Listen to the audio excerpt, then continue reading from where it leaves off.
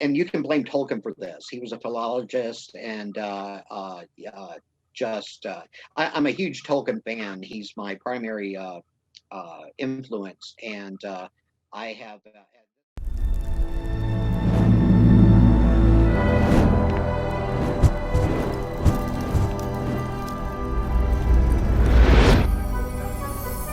In an ancient and uncertain time, war is upon us and unspeakable evil threatens. The tired Spellmonger must take up his mage blade once again to defend his home. Minalan has his faults, but he's the right wizard for the job. Experience the long-running fantasy series from New York Times best-selling author Terry Mancour. Spellmonger. Join the legendary journey. Making fantasy epic. Hi, thanks for joining us. I am Victoria Gerken, Head of Acquisitions at Podium Audio. And that lovely video that you just saw was the Spellmonger official book trailer, which sets the stage for today's conversation. I'm here with the wizard himself, author Terry Mancour, and the man behind the Spellmonger voices, John Lee, audiobook performer. Terry Mancour is a New York Times best-selling author who has written more than 30 books under his own name and also pseudonym books, including Star Trek: The Next Generation, number 20, he's responsible for, Spartacus, and of course, the Spellmonger series. And British narrator John Lee has read audiobooks in almost every conceivable genre. He has won numerous audio awards and audiophile earphones awards, and was named a Golden Voice by Audiophile in 2009. And was due another one of those. Hi, John. Hey, hey. So today is a very exciting day. It's magic already. We released the latest Spellmonger audiobook today, Arcanist, which is book number 12 in the series. It is already a bestseller on Audible, currently number 7 on the bestseller list. We're beating Michelle Obama right now, and we have Barack in our sights. So big congratulations on that. Maybe by the end of this, we'll be on the carousel with Barack, I'm hoping. So today, so it's even more special because we have the opportunity to introduce you two to each other. Podium cast you, John, to narrate Spellmonger 4 years ago. It was over 4 years ago. And the production process that we follow kind of keeps you guys separate in a silo as we handle the back and forth, and we're in the middle. So let me ask you, John, since you have the opportunity here, is there any burning question that you have for Terry? Besides the fact that I'd love to know how somebody sits and writes that many words, that coherently, you know. It's not a question exactly, it's a comment. And is it weird, or that would it bother you if I said that the political intrigues in the book I find more interesting than the flashbang, war, killing, etc., which is perfectly fine. But I find the actual political intrigue of the book the most interesting part, the quieter bits, I suppose you'd call them. I have no idea whether you intended that, but as a reader, being a narrator is different from actually reading a book, you know, and taking it in as a piece of entertainment. But as I read, I find myself going, yeah, well, I hope they win the battle, but I wonder what's going on in the court of the king. And I don't know if you were aware of that, or if there are other people who feel that way about your books. I don't know. Excellent question. And the fact of the matter is that a large number of my fans are really intrigued by the politics, because it's kind of a mixture of feudal politics, but feudal politics in the midst of a change. There's a kind of renaissance because of the magic that's going on. And I think at any era in history and any civilization, you're going to have political shifts. All throughout the Middle Ages, you have political shifts. If you look at the 100-Year War, it's basically one long story of the politics as much as it was the war, and looking at politics or either war as politics, another means of politics, or politics as another means of war. It's one long continuous narrative, and that's kind of what I wanted to communicate. And wrapped up in that is the family intrigue. When you have a royal family, you might not know this, but royal families can get terribly political sometimes. Oh, really? And like with scandal, and individuals will be seeking power at any particular time. Feudal dynamics is a bit different than what we've grown accustomed to in the modern age with democracy and that sort of thing. And reviewing the literature, you can see, especially the legal literature, there was a real shift in development away from dictatorial rule to I'm not going to say it's democracy, because it wasn't democracy, but it was a de-evolution of power over time, and that interplay of an individual or family trying to concentrate power with the forces around them that are trying to pull that power apart.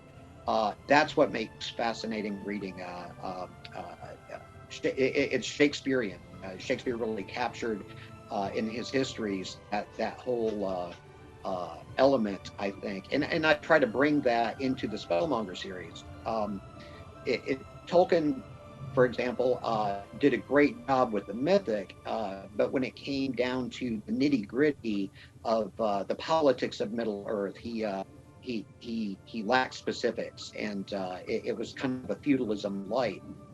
I think that with Spellmonger, I was really trying to go for a more comprehensive package and demonstrate that these grand quests and great endeavors against the evil Dark Lord, if they were to be realistic, then they would happen in the context of a political environment, and one that may be experiencing a great deal of change. So I appreciate that, and I put a lot of thought into it, and I think you're going to be intrigued by the developments moving forward. Some of which have been inspired by actual historical events, and some of which I've thrown in because of my own perverse nature to push a character slowly but surely towards a crisis moment, and in that crisis moment, especially if they're a powerful character, have that define or at least influence the course of entire civilizations. I'm going to stand up for 1 second, Victoria. I'm sure we can cut this. I should have closed this door. I was trying to get some. It's warm here, so I do it. Hold on 1 second. It's very noisy. No worries. There, that will help. Oh. I'm back. Are we in your booth, John? Are we in your booth? No. The booth is claustrophobic. Yeah, I bet. It doesn't lend itself to conversation, but gotcha. And I actually do suffer from claustrophobia. So giving yourself a tough assignment. And of course, before we sort of started recording, I did mention to Terry that on Sundays when I was at college, I used to play soccer on a field just around the corner from Tolkien's house on Gracewell Road in Birmingham. There you go. That's my only claim to fame or any connection to anything significant in the world, is that I used to live relatively close to Tolkien's people. This is far less glamorous, but I actually lived in Richard Milhouse Nixon's house, the house that he lived in when he was a law student at Duke University. It was at 801 Onslow Street, just across from campus, and I lived there at the time. It was a rundown tenement at that point before Duke purchased it and revitalized it.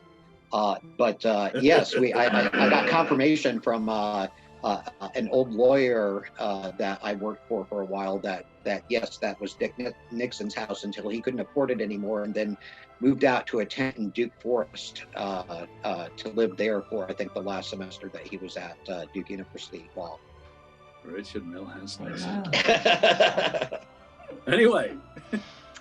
Well, so speaking back to the politics topic, so I don't know if you're aware of this, John, but there are 30 books total planned in this series. I brought my bank manager along. She's very happy. Jobs for life. Jobs for life. Well, the pace that Terry writes, though, you know, this could be 10 That's probably years. I said that's going to be 7 months. Yeah. Yeah. Well, in Victoria, I have to admit, Podium is to blame for this.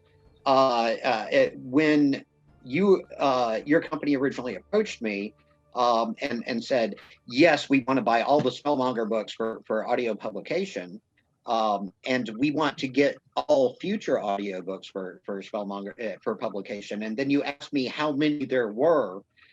I had to come up with a number, and I didn't want to write myself out of a business proposition. So at that moment, I sat down and I plotted out roughly all 30 books in the series, and that doesn't count all the side trips, the young adults, and the one-shot novels I plan on doing too. There will be 30 books in the series, and they will all be, you know, nice, heavy Harry Potter-sized novels, if I can help it.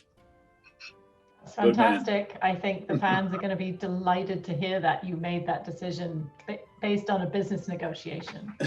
I wish you'd said 50. You should have said 50. Well, we'll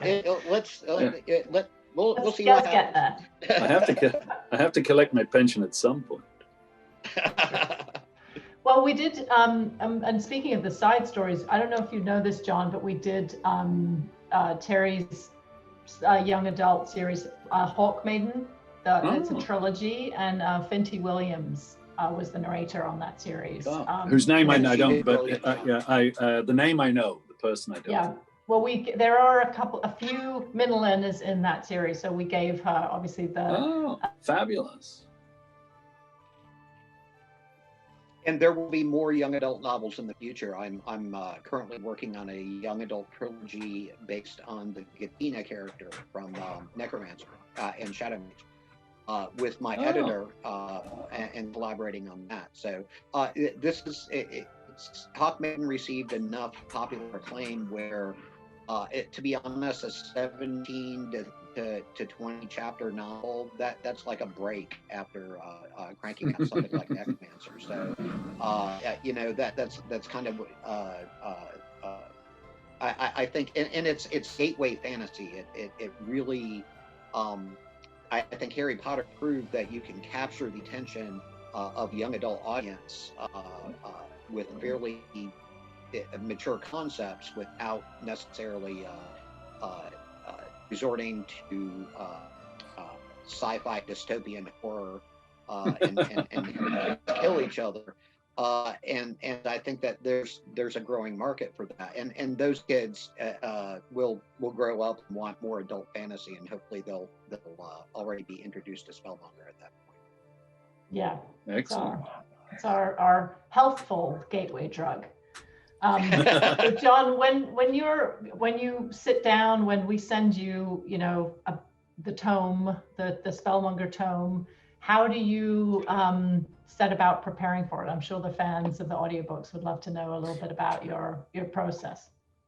Well, the first volume of anything, I mean, if I know that it's going to be a series, which I did with Spellmonger, because I've been involved in several series, almost inevitably as you do. Many years I've been doing it.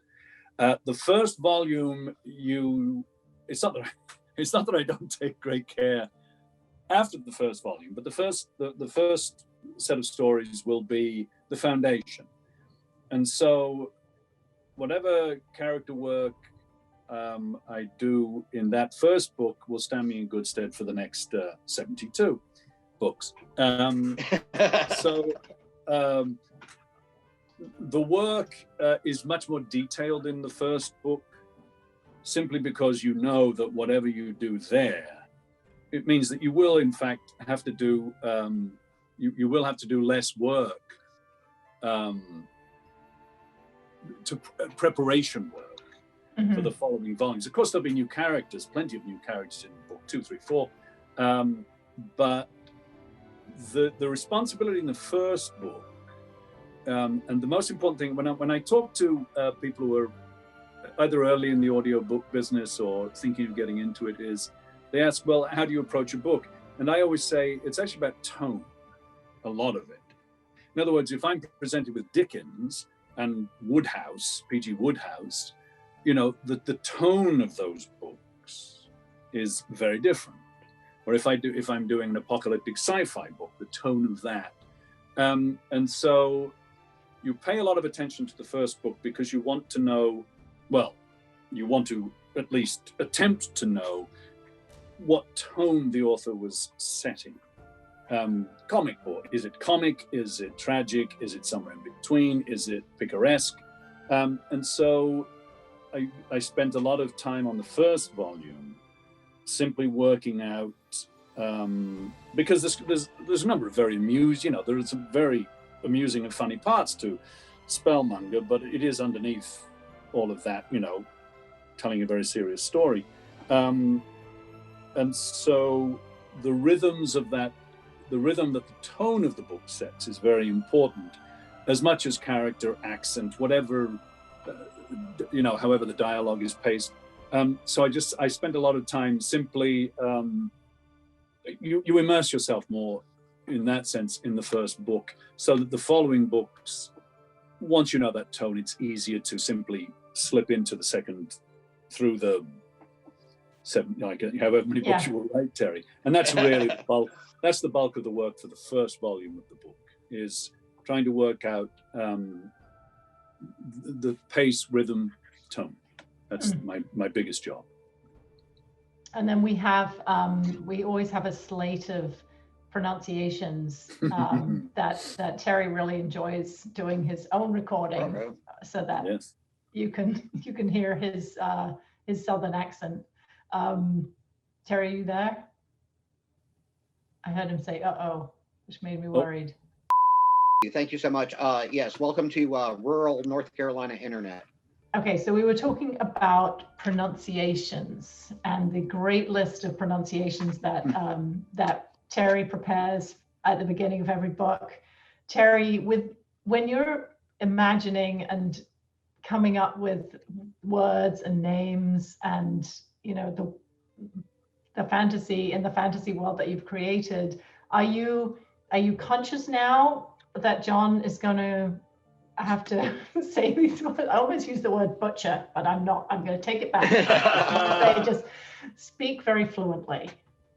Well, yes, I am, and let me explain a little bit about my process, and maybe that'll help explain the difficulties that I throw at John. And you can blame Tolkien for this. He was a philologist, and I'm a huge Tolkien fan. He's my primary influence, and I have at this point in my career have read The Lord of the Rings and The Hobbit well over 350 times from start to finish, and of course the other books. The thing that one of the things that I find brilliant about Tolkien is his use of language, but unfortunately, I do not have the same background that he did in terms of the breadth of knowledge that he had about Northern European languages and dialects, and the philology that he put together of the specifically the Elvish language. It was just awe-inspiring from the moment that I read his work. Any fantasy author that is going to create a world or try to create a world the same way that Tolkien did is up against a master in terms of their ability to come up with a believable sounding lexicon that surrounds their work and adds to the believability and doesn't detract against it. One of my I guess colleagues, another fantasy writer who's very well acclaimed for his work, lost me in the first chapter when he had a character with a essentially Jewish name in a fantasy world where there weren't Jews or Christians or anything like that. And it really broke my ability to invest in the character. Sometimes you can overcome that, but oftentimes that really breaks the suspension of disbelief. In my case, first of all, John, I have to apologize because the first several books in the series I wrote to be read, not spoken. And this goes back to your original question, Victoria.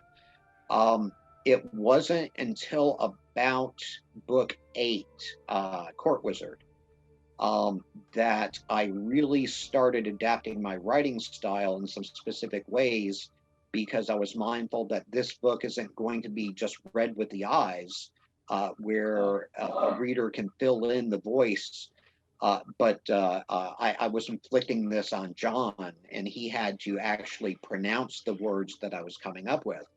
And so I feel kind of bad about that, especially Enchanter, where I not only had all the normal weird fantasy names, but I came up with an entire lexicon of largely archaic and repurposed words from Middle English and I guess Shakespearean era English. There was some Welsh in there too.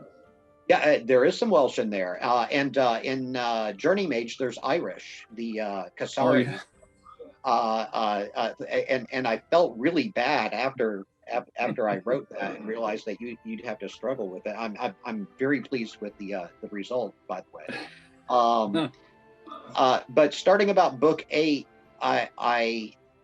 there was a subtle shift in how I wrote. I was very specific I became more specific in the perspective of who is saying what. I couldn't have just a dialogue of back and forth without attribution after more or less each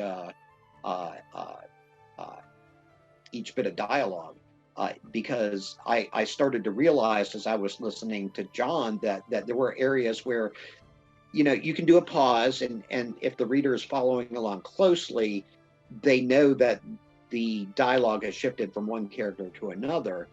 But it also it was clear after about book 3 or 4 that when I did that, it could be confusing to the reader about who was speaking. So that's one subtle way that I've changed since audiobooks were a part of this process. But another way was I actually started pronouncing the words as I was writing them. I didn't do that for the first 4 or 5 books because, again, it was written to be read and not spoken. That said, I am now doing one thing that Tolkien really gifted me with was the sense of understanding English in context of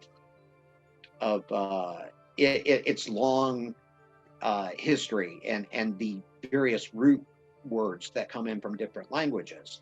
And at this point, my go-to is to find a particular language that sounds good, because we've had particular loan words come from that language and influence it. It may be centuries ago, but those influences persist in English language. Can you give an example, Terry? Well, let's put it this way. When I want something to sound particularly evil or brutal, my go-to is Bulgarian. I will go and come up with a term that describes a character. And unfortunately, I've done so many at this point, I can't think of a specific that I could throw out there. But if you look at the root words of my villains, a lot of them do come from Bulgarian, sometimes Hungarian, and sometimes other Eastern European languages.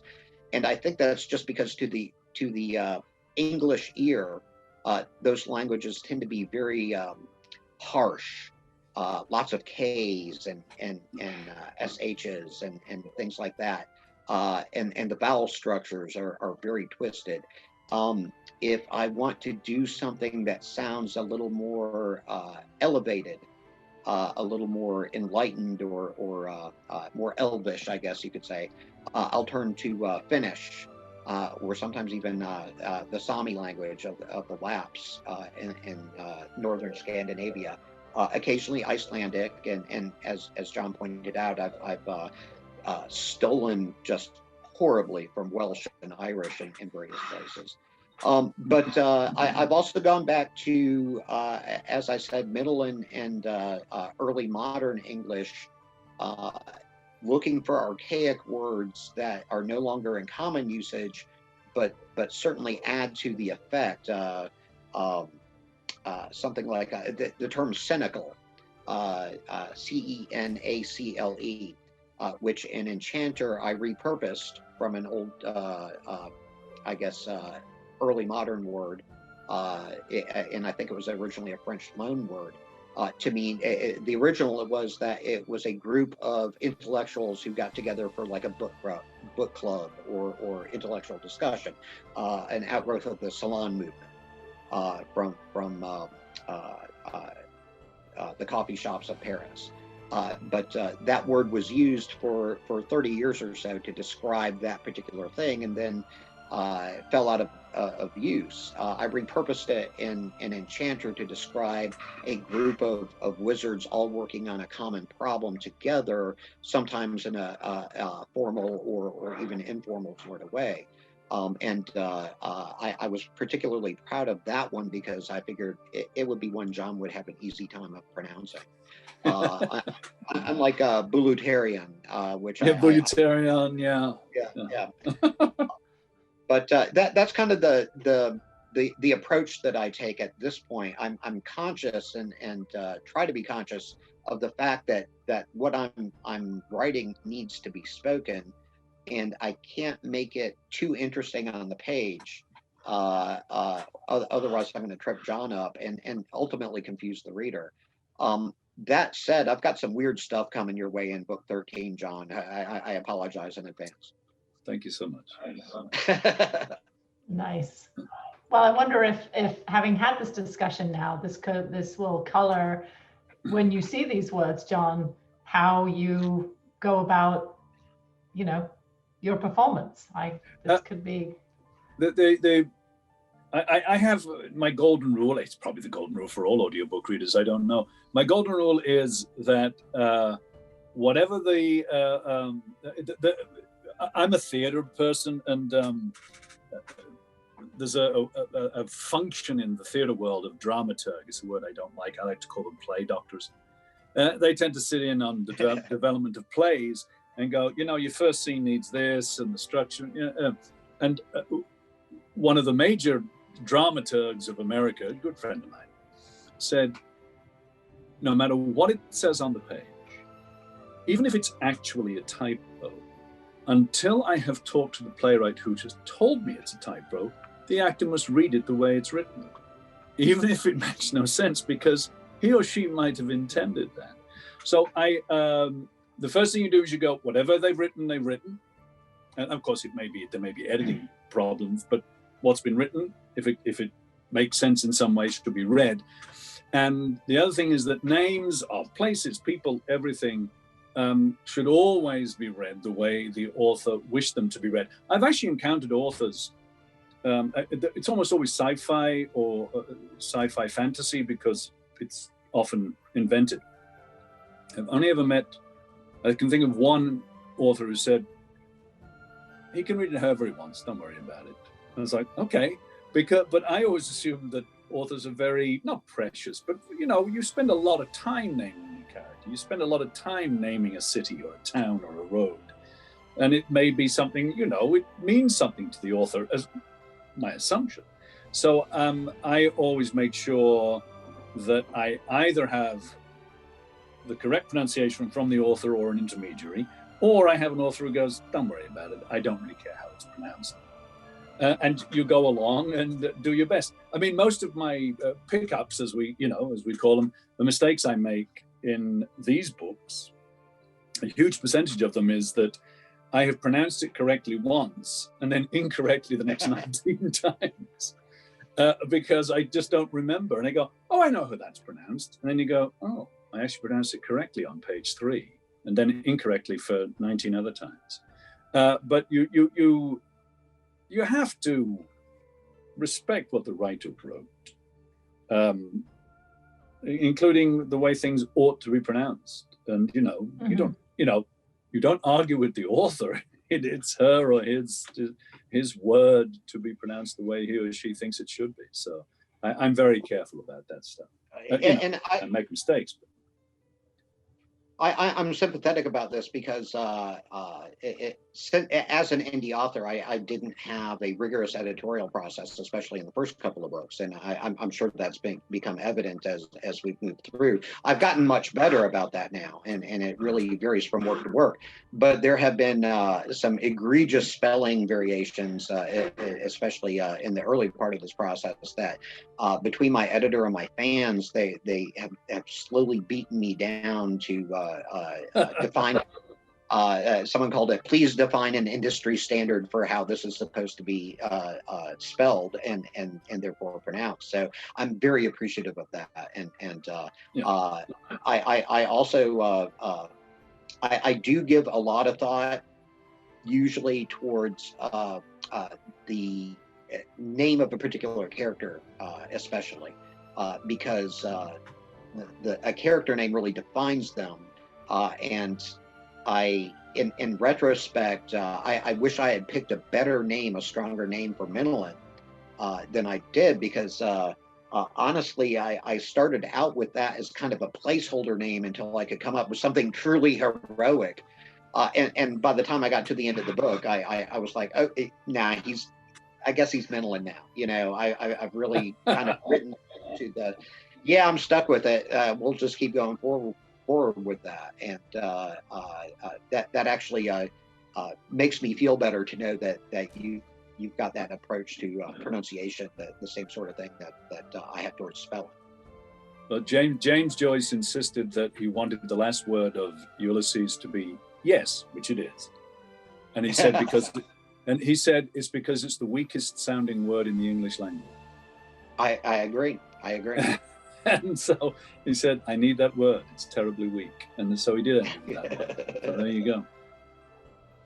Well, and I mean, obviously, once you've absorbed somebody as Minalan, it's hard to think about him with any other name. Yeah. But I think he's Minalan to the max. I think that's how I'm thinking about him. Into the max. He's going to end up at the max. We hope. No, we hope. Yeah. Oh, believe me,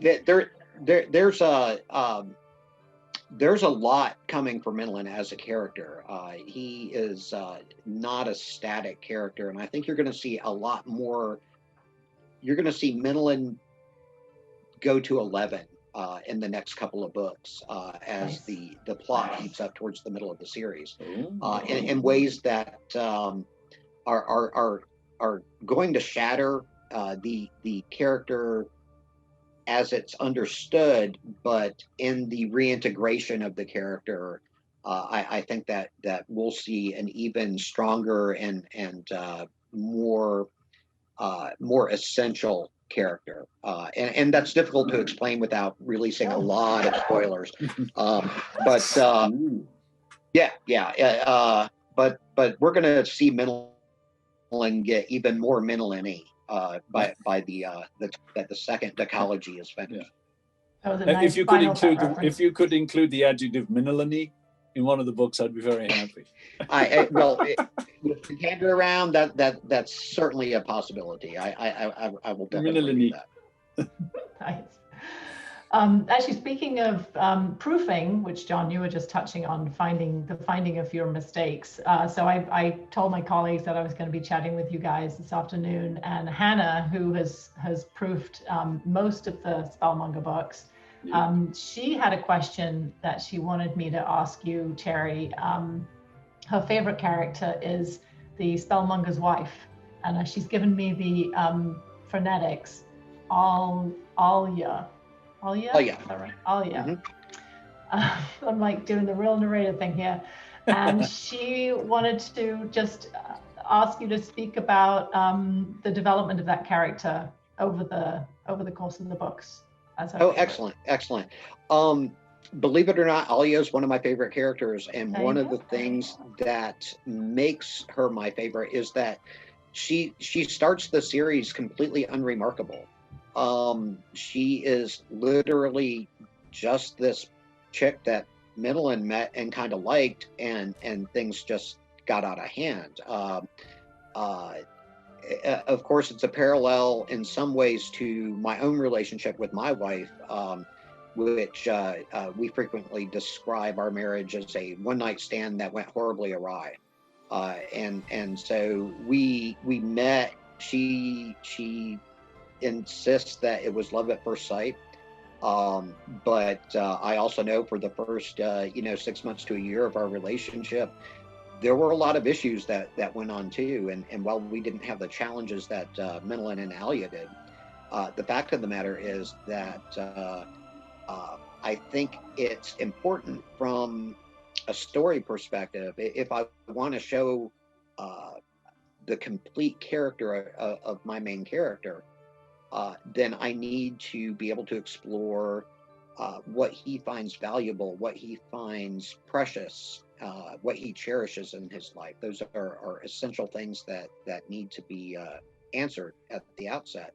And one of the things that he does cherish is the fact that while he's going through these wild issues of political power and magical power and world saving and all this stuff, he has someone to protect and provide for, but also someone who isn't looking for anything. It doesn't have a greater expectation for him than everybody else in his life.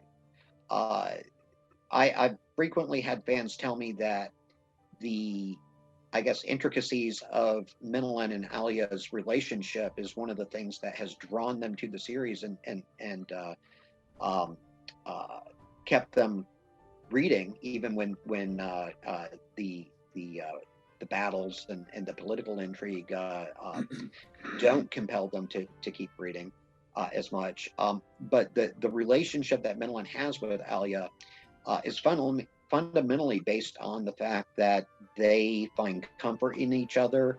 They're genuinely friendly with each other, and they cherish each other for not because Min is a great and powerful wizard, but because Min is the man that he is, and not because Alia is some incredibly beguiling, sexy woman, but because she's the woman that she is. I mean, she is could be any girl, and that's kind of what I want to communicate, is that Minalan is attracted to her not because of her extraordinary abilities, because at this point in the series at least she has none, but because of her the essence of her humanity, and that includes her frailties, just like she is devoted to him in spite of, or perhaps because of, his frailties and weaknesses.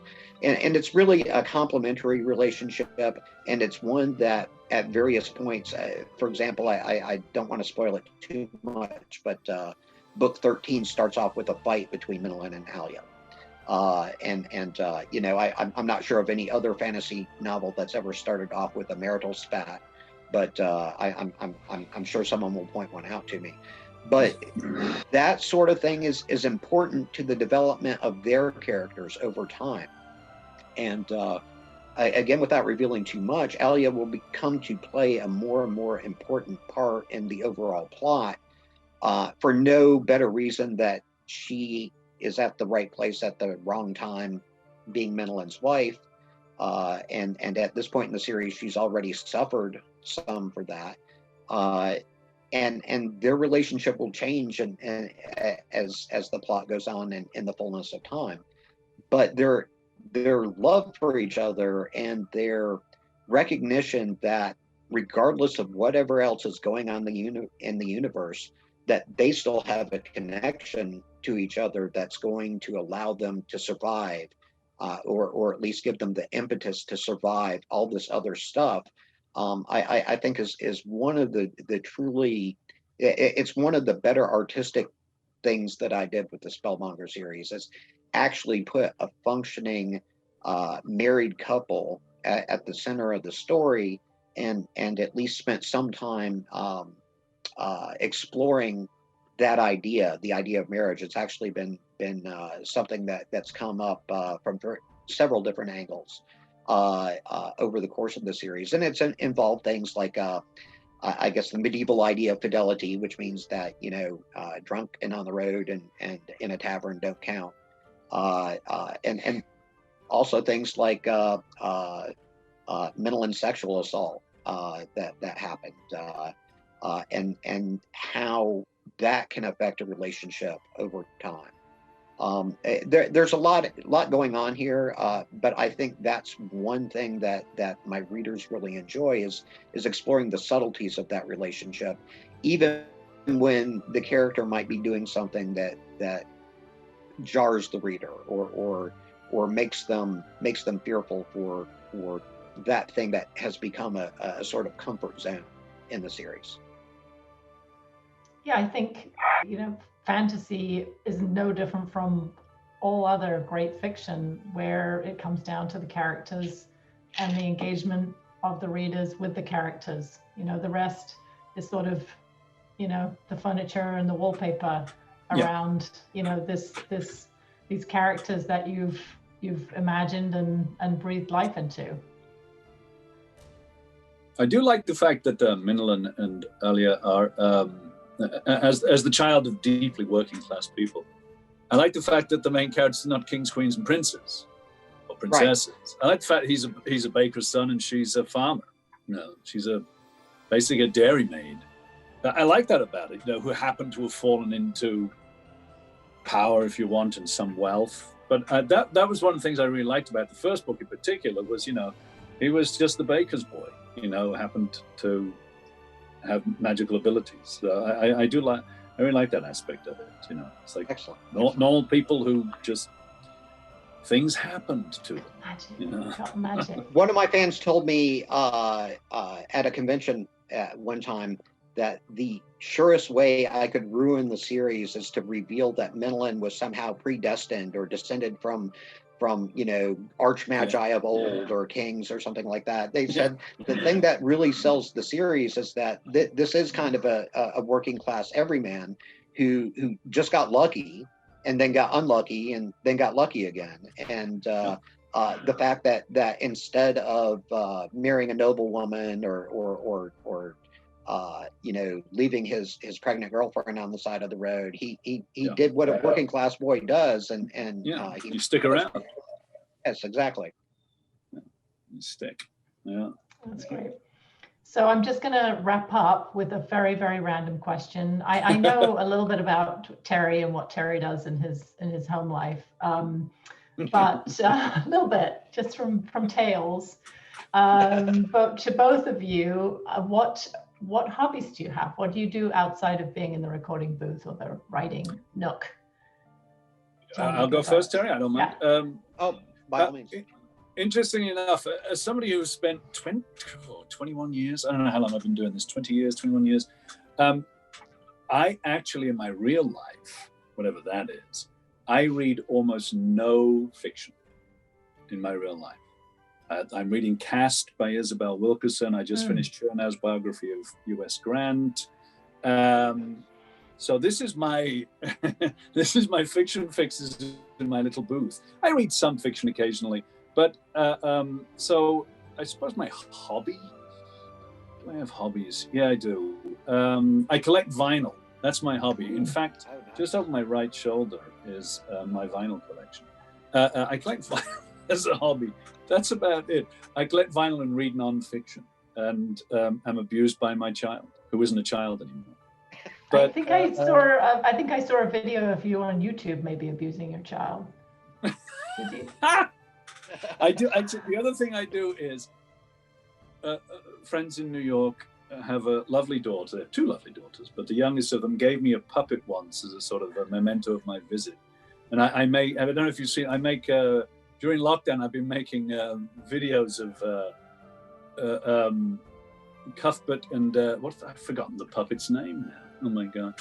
Anyway, I make puppet videos. I mean, it's not a hobby because I'm a writer. I write plays and screenplays, which occasionally get produced. I'm not sure I'd call that a hobby. I think you're supposed to enjoy hobbies. Looks like you were having fun with the puppets, though. Maybe we can share a video. We can share the link. I was having great fun with the puppets, and who hate their life in Los Angeles. So yeah, and then they're ready for a road trip. Yeah, so that's it. I'm a huge reader, and I listen to my vinyl. That's kind of. And it is listening to vinyl is very active. That is a very active listening. Very active, because you have to. If you only get like 4 songs, then you have to turn it over. Then you have to turn it over. Yeah, I still so remember, when I bought CDs, I still remember thinking, "Oh, that was the first track on side 2." And LA is. I mean, a lot of places maybe now, but LA is a great place of vinyl. There, I can walk to a couple of vinyl shops where I am, and it's all over the place in LA. And you know what it is? It's. I have to admit, it's a bit of nostalgia. Oh, sure. I went home after my mother died, and she was the only of my parents left, and there were 10 LPs just sitting there, and they hadn't been played for 38 years. And I brought them back to LA just as a memento. And I thought, I'm going to buy a turntable and an amp. And I'm going to see if these things play. And they do. And now I have like 150 back there. So, can I ask what genre you're most interested in? I'm somewhat eclectic. I grew up. I sort of acquired a taste for blues rock, kind of. Free were a big band for me, but then I got into Bowie, Roxy Music. Who else do I love? Oh, Spandau Ballet. I'm not a big. Now the 80s and 90s escaped me completely because I was traveling. I was just hitchhiking the universe. So I'm 60s, 70s, very early 80s. But I'm a huge Elvis Costello. Elvis Costello, Nick Lowe. That brand of smart ass rock, but I then eventually I got into I'm going to say Estonian. Yes, there's an Estonian composer named Arvo Pärt, who I just love. So I got a whole. I love Coltrane, Davis, John Coltrane, Miles Davis. I got whatever comes to mind, whatever strikes me. I love country music. Johnny Cash. I love Lucinda Williams. Yeah. The great thing about, what's interesting about country music, like the George Jones song, He Stopped Loving Her Today, the storytelling is so exquisite in country music. They tell this fabulous life, like the whole arc of a life, like the guy who he stopped loving her today because he's being buried.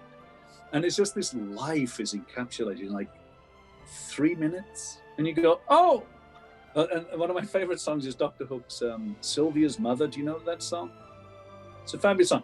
It tells the story of an affair, a love, in 3 minutes. And you go, I know exactly what happened in that love. I love country music lyrics. They're just, the storytelling in country music is so fabulous.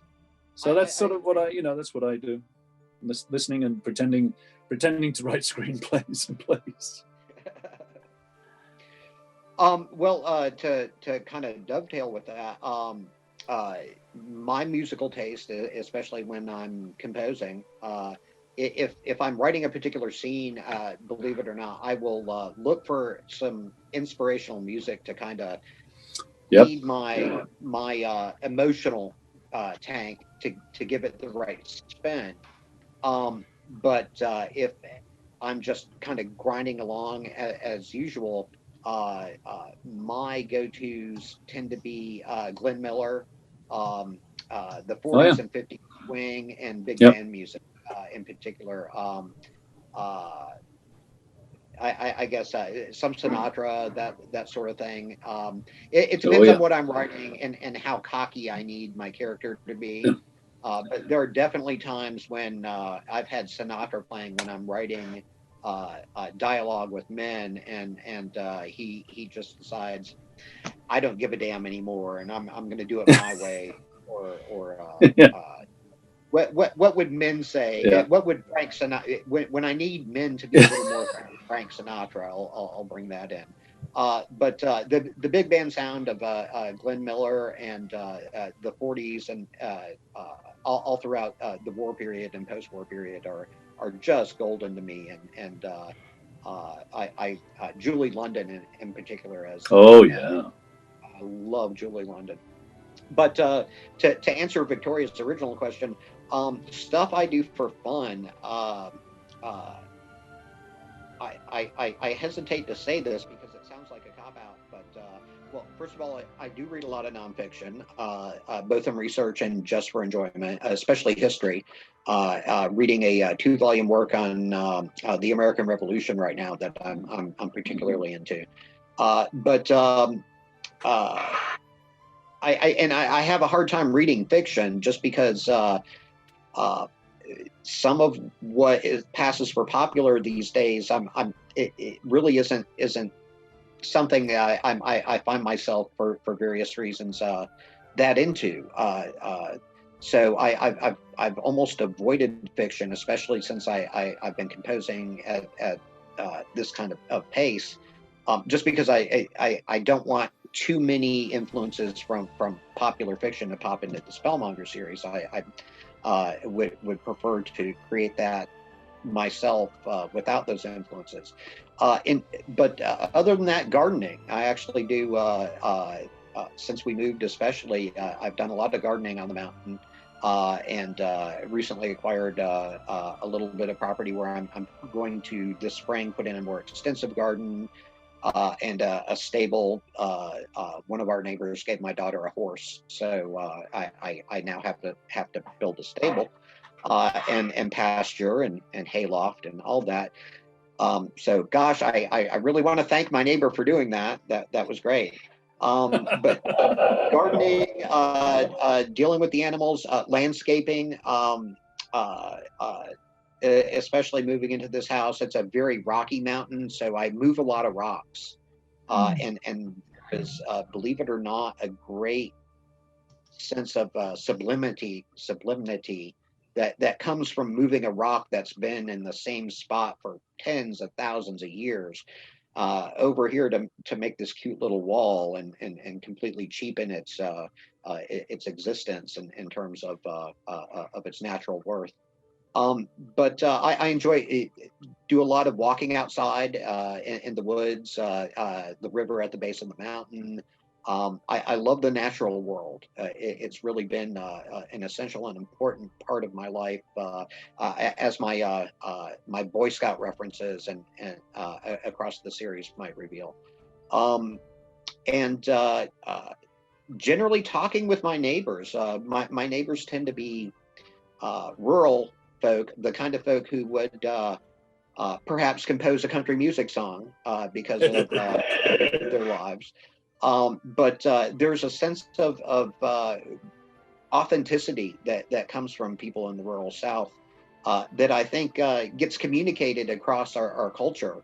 Everything from the Andy Griffith Show to other popular culture references. It really doesn't live up to the Victoria, your husband's from Alabama. I'm sure he's introduced you to the finer points of Southern culture, but there really is a mixture of humility and extreme pride that can be confusing sometimes to outsiders, but they cloak it in a layer of hospitality that is so thick that you don't always know when you're being insulted, which is one thing I really love about this house. It takes the kind of dry humor of the English and inflates it with a level of I guess over the topness in terms of hospitality that the French kind of aspire to, I think, and you add all that with a Southern accent and a rusty pickup truck, and just golden in terms of material. I steal a lot from my neighbors, and just being able to talk with them about lost dogs or the state of the dirt road outside of our house, and not be bothered with with the greater things in the world. It's something that I find of tremendous comfort, especially in these very trying times. And here I thought you were going to say cheese making, Terry. Well, it's in there, but completely different road. See, I cannot, and here's the truth. My wife will not let me do cheese making until my outdoor kitchen is finished. To be honest, the good milk for cheese won't come until the 1st of spring. Now I've got everything set up. So starting in March, I'll be able to get raw milk from a local farm, completely in violation of USDA regulations, and I will be putting up probably 2 to 3 3-pound blocks of cheese throughout the springtime until my wife strangles me in my bed, because cheese does not smell good. She said at one point, even, please God, go back to making ale and beer, because at least when that exploded, the house smelled like a bar, but it didn't smell like spoiled milk, and that was preferable. So now, I'm actually of the first generation of my family born in England. My whole family's Irish before my generation. You know exactly when you're being insulted.